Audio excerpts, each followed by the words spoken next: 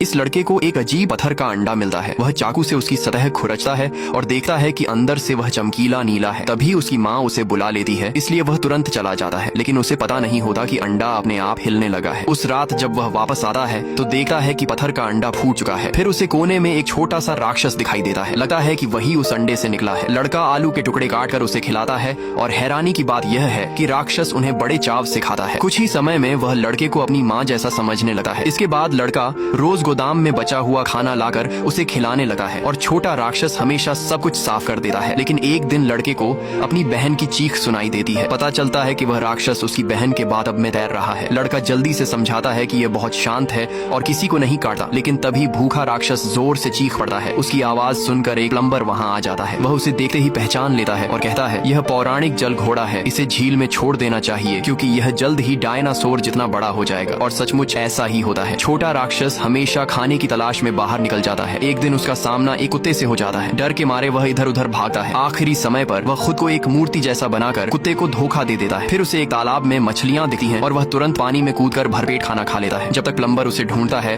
वह एक ही रात में 10 गुना से भी ज्यादा बड़ा हो चुका होता है। वह तुरंत लड़के को जगाता है। इतना बड़ा जल घोड़ा देखकर लड़का भी हैरान रह जाता है। फिर प्लम्बर ट्रक में उसे झील तक ले जाता है, लेकिन जल घोड़ा लड़के को छोड़ना नहीं चाहता और पानी में जाने से मना कर देता है। मजबूर होकर प्लम्बर एक आलू दिखाता है और उसे लालच देकर पानी में भेज देता है। कुछ दिनों बाद 2 बूढ़े झील में मछली पकड़ रहे होते हैं। अचानक उनकी बंसी में कुछ फंस जाता है, लेकिन वह कोई मछली नहीं बल्कि विशाल जल घोड़ा होता है। वह नाव को तेजी से खींचने लगा है। एक बूढ़ा कहता है कि वह मर जाएगा, लेकिन बंसी नहीं छोड़ेगा। तब दूसरा जल्दी से डोरी काट देता है और दोनों किसी तरह बच जाते हैं। एक दिन लड़का छोटी नाव लेकर जल घोड़े को ढूंढने निकलता है, लेकिन अब वह पहले से भी बड़ा, लगभग डायनासोर जितना विशाल हो चुका होता है। लड़का उसकी पीठ पर सवारी करता है। जल घोड़ा उसे पूरे झील में घुमाता है और फिर ऊंची छलांग लगाकर पानी से बाहर निकलता है। खेलते खेलते थकने के बाद वह लड़के को किनारे छोड़ देता है, लेकिन एक सैनिक यह सब देख लेता है। उसी रात सैनिक अपने साथियों के साथ जल घोड़े का शिकार करने निकल पड़ता है। जैसे ही कुत्ता उसे ढूंढता है, सैनिक उस पर गोलियां चलाने लगते हैं। गुस्से में जल घोड़ा झील की गहराई में चला जाता है